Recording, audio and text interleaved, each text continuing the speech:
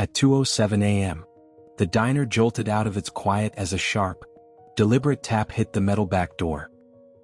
Maddie froze mid-flip over the grill, grease popping beside her. Troy stopped stacking dishes, his hum tune dying in his throat. The diner was nearly empty, neon reflections shivering across chrome counters, and something outside was trying to get in. Another tap. Tap quicker now. Not random, not wind. A pattern. A plea. That's earlier than last night, Maddie whispered, edging toward the door. The third knock struck, urgent, trembling, as if whoever was out there was running out of time. Maddie pulled the door open. Cold air spilled into the diner, carrying the smell of rain and alley shadows that stretched too long across the concrete. Nothing stood in the doorway. But something was out there. Something watching. Something is in trouble. And it knew exactly where to knock for help. The knocking had begun 3 nights ago. Soft and measured. Always at 2:07 a.m., as if following some private schedule. At first, Maddie blamed the wind. Or the dumpsters. Or the tricks a tired mind plays during long shifts. But last night the knocks had sharpened. Grown restless. Almost afraid. And tonight, the diner itself felt like it was holding its breath. Hank, the owner, barged in through the front, shrugging off his jacket. "I'm done with midnight mysteries," he grumbled. "Install the camera." They mounted it above the back door before the next shift, Troy tightening screws while Maddie angled the lens toward the alley.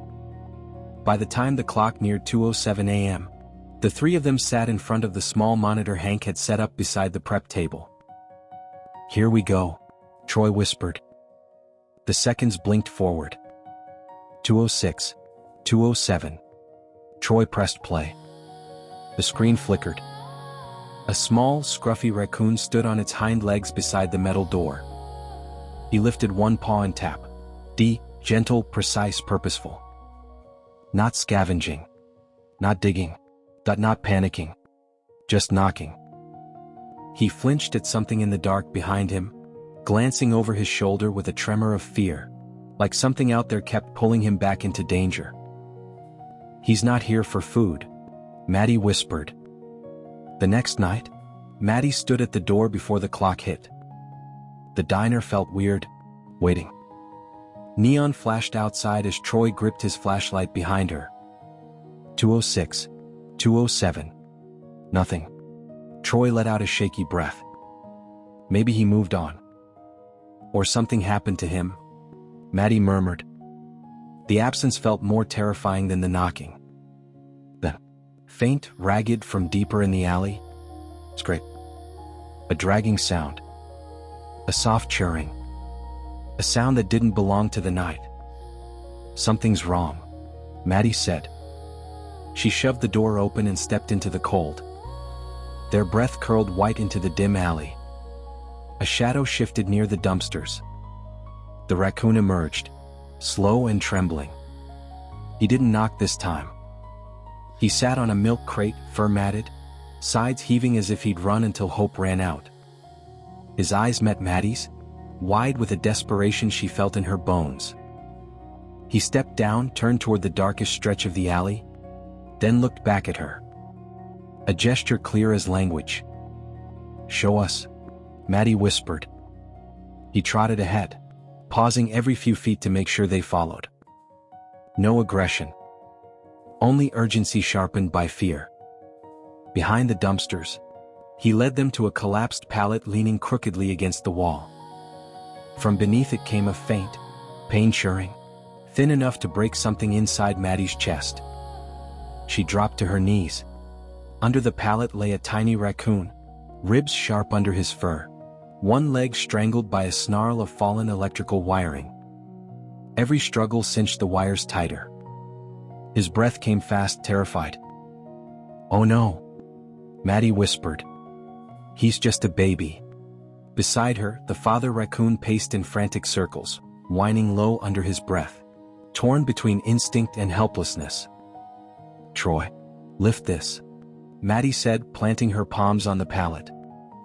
Troy wedged his shoulder beneath it. On three. They heaved. The pallet scraped across the concrete with a scream of metal and splintered wood. The kid squealed in terror. "It's okay, Maddie," murmured, voice steady even as her heart pounded. "We're here." Troy fumbled in his apron, pulling out a pair of kitchen shears. "This is all I've got." "It'll do." Maddie held the kit still while Troy cut the wires. One, then another, then another. Sparks snapped at his fingers. The father raccoon leaned closer, whining louder now, trembling. Finally, the last wire loosened. The kit slid free, limp, weak but alive. Maddie lifted him against her chest, feeling the tiny, frantic flutter of his heartbeat. The father raccoon stepped forward, trembling, trusting. The diner door swung open as Maddie rushed inside, the kit cradled in her arms. Warmth washed over them.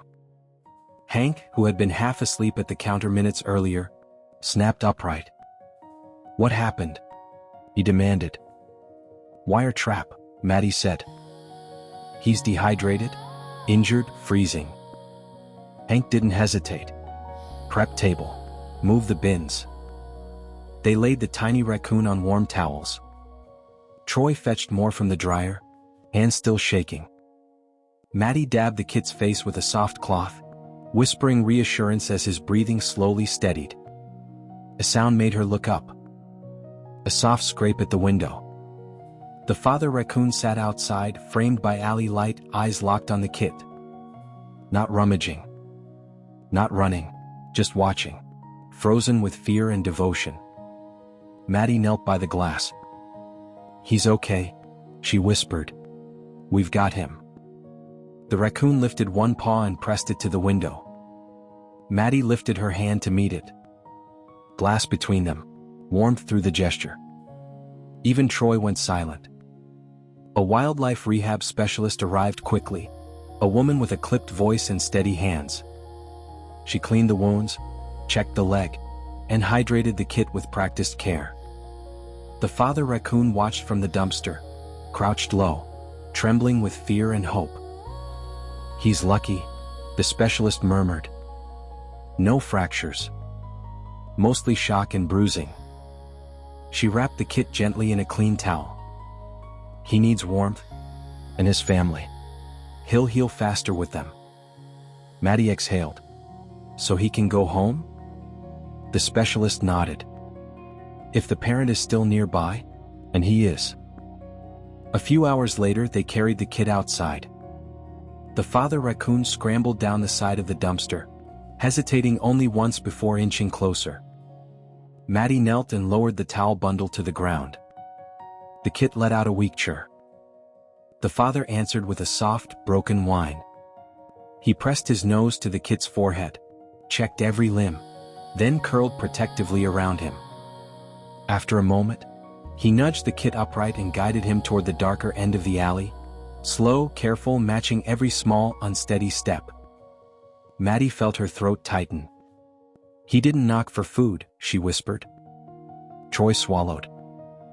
"He knocked because he had no one else." The alley fell quiet except for the soft patter of rain as father and kit disappeared into the shadows. Nights passed without tapping. No pacing shadows. No desperate knocks. Just silence. "Maybe he's moved on," Troy said one night, rinsing dishes while the diner hummed its usual late-night tune. Maddie tried to believe that.